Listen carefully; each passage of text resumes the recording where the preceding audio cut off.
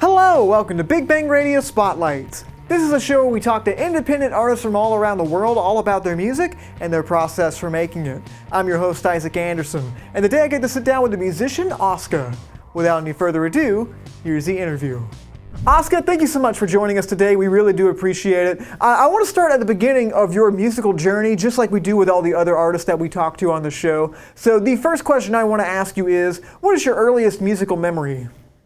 I don't know for sure. It's probably singing with my mom and my siblings. My mom plays better guitar than me and always sang like Irish songs to us because she's a big fan of the music.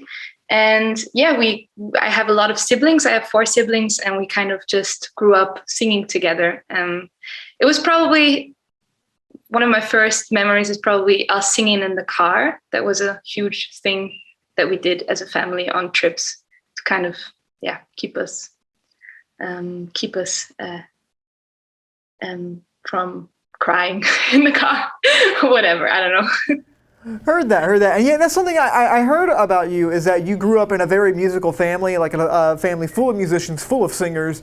What was that like? Because I talk to a lot of artists, and they come from different musical backgrounds, and usually when they come from musical families like that, it's like there's always like a lot of pressure to, like, you got to always kind of improve your craft, and it kind of gives you like this friendly competition that always pushes you. Like, how was that for you, like growing up? Like, did your family kind of push you in that direction, or were they like, we want you to find your own thing, and you just kind of fell into music because this is just something you love? So I think there was like zero pressure for me to pursue music. If anything, it was the other way around, that my mom really wanted us all to have like secure jobs, and we all loved music. And I think because I'm the youngest, it was probably the easiest for me to kind of pursue it, because I felt like there was so much support. And if it doesn't work out, I have like 4 older siblings who could, I don't know, take me in if it really doesn't work out. But yeah, I felt like I was allowed to do music after all of my siblings studied and had like good jobs. But it was amazing to grow up with music in the house. I think that's just something that everyone should experience, because music is so wonderful, and it's really good thing to have in your life. So that was really cool, but there was no pressure at all. And now they're very supportive. They were always very supportive. But yeah, they find it really cool that I do what I do now. But yeah, as I said, there was really no pressure for me to do anything. You have an amazing voice, and you have a great musicality about you. How exactly did you hone that musical voice that you use for OSKA now? Was that a sound that you kind of discovered later in your life and saying, this is what I want to do? Or was this just something that you've always kind of said, this is a sound of a project that I've always wanted to kind of do, and I want to really pursue that in some sort of musical project? It was never really a question of like, what do I want to do musically? It was just, I just did it. And that kind of like OSKA is me. So it's my songs and it's my stories, and that really didn't change. But at some point, this whole thing of like production came in, and sound, and what I wanted the project to sound like. And for me, a big thing, and how I discover a lot of music, is through movies, actually. So I was kind of like, that would be really cool if my songs could be played in movies or in series or whatever.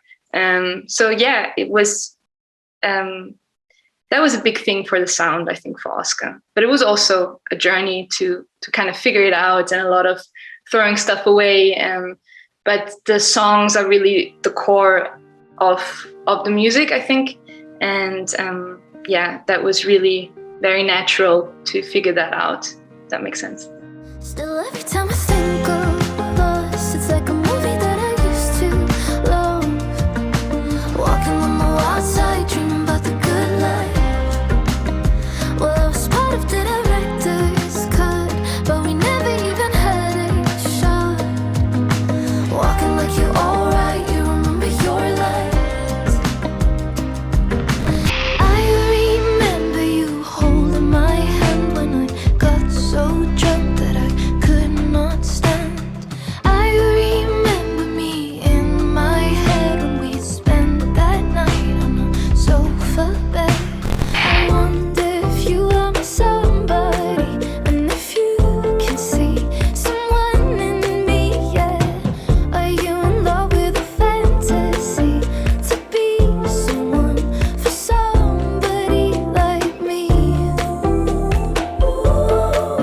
you decide to start your own project and kind of step up front and say, I want my voice to be heard. I don't want to be in the back. I want to be in the front.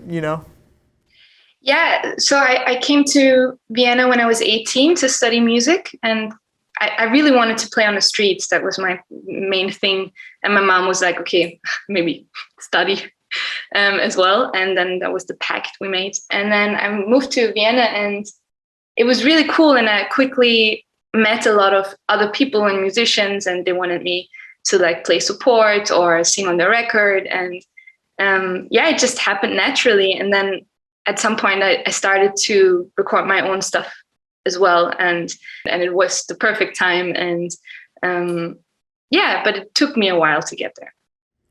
And when I listen to your music, it has a really kind of infectious vibe where it gets me really engaged to it. It's very, it's very catchy. It's really engaging.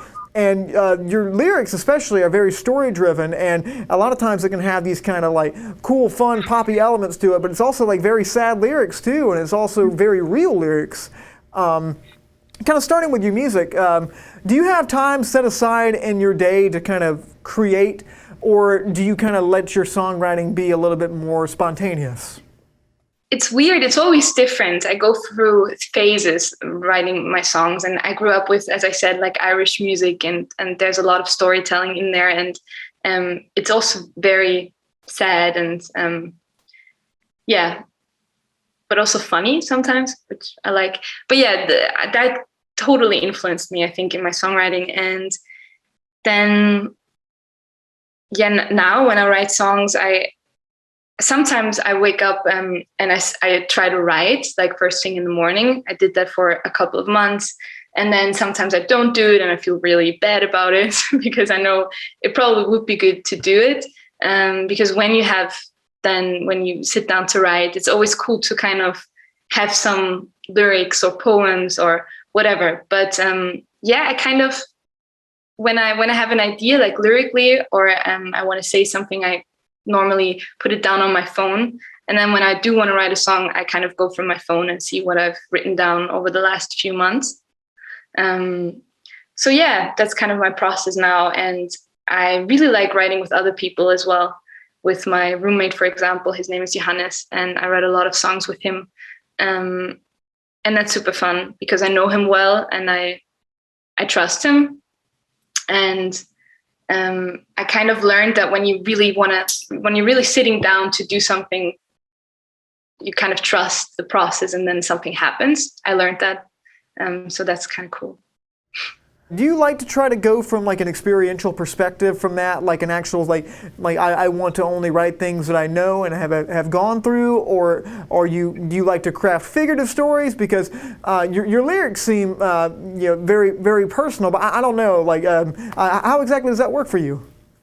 I think it's easier to kind of write from personal experience, or there's something called sense-bound writing, where you kind of put yourself in a situation and you think of what that would make you feel, even if you didn't experience it. And that kind of helps me a lot. But when I do sit down and write a song, I often just say it as it was. Like the stuff that happened in my life, I just try to be really honest. And that's when I think my lyrics is kind of the coolest as well, or the not so, I don't know.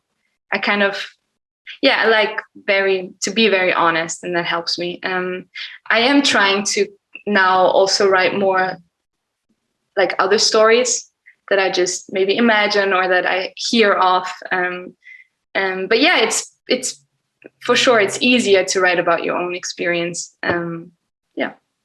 This might be a bit of an off-the-wall question, but I'm just curious. I ask artists this every now and then. If you weren't playing music, what would you be doing? Do you have any other things that might pop up if this wasn't your career path? My mom is a teacher, and my sister is also a teacher, and maybe I would be a teacher as well. Just makes sense. But now I don't know. I think I would have gone into a more academic journey. I really like learning stuff, so I think I would probably be studying something and then something else. But yeah, I'm happy I can do music. Well, I want to hop on to your, I guess you would call it EP, Crooked Teeth, which includes the songs Crooked Teeth and Lousy T-Shirt. Both awesome songs, both examples of great songwriting, really awesome tunes. What was the process of making those songs like? And just to you as the songwriter and creator, what do those songs mean to you? Those songs are both very honest as well and very personal. And I think I wrote Lousy T-Shirt like last year in the summer because I went through a really bad breakup and I could not write about it for months. And then I had a session with my roommate, Johannes, and we were in a studio and I was just like, finally, I think I really want to write about it. And then it just, he played something on the guitar and I think the pre-chorus, like it is now, it just came out then and there. With the lyrics and the melody, and we didn't really change it.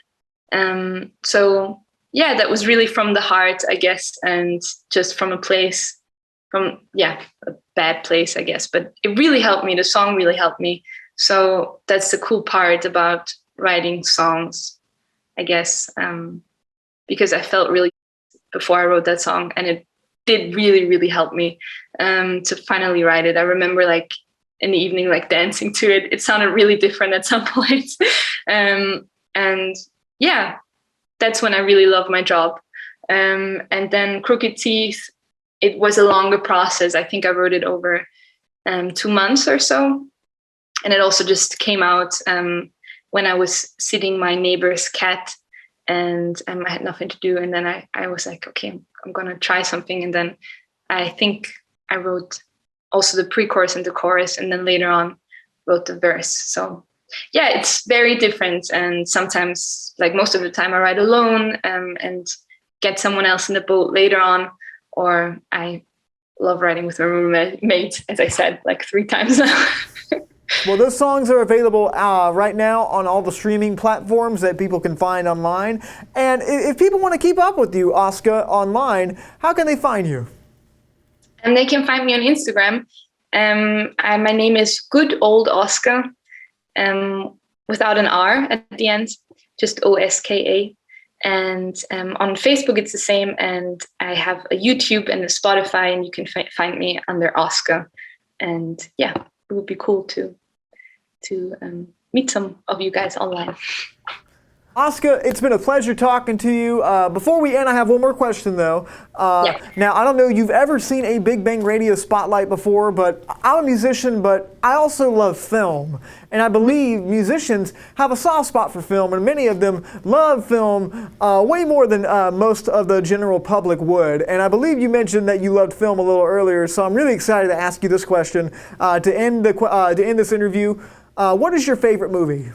I guess for a long time, it was Eternal Sunshine of the Spotless Mind. And I also wrote a song about it. So yeah, it really did influence me because it's such a great concept. And it really makes you think about like the stuff that really hurt in life.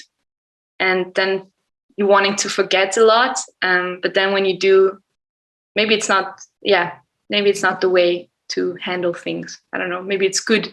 The bad stuff is good as well. So thanks to OSKA for sitting down with us and talking all about her music. If you guys want to see more interviews just like this, you can find us online at Studio 67 NCC. Thank you all for watching. I'm Isaac Anderson, and until next time, stay lovely.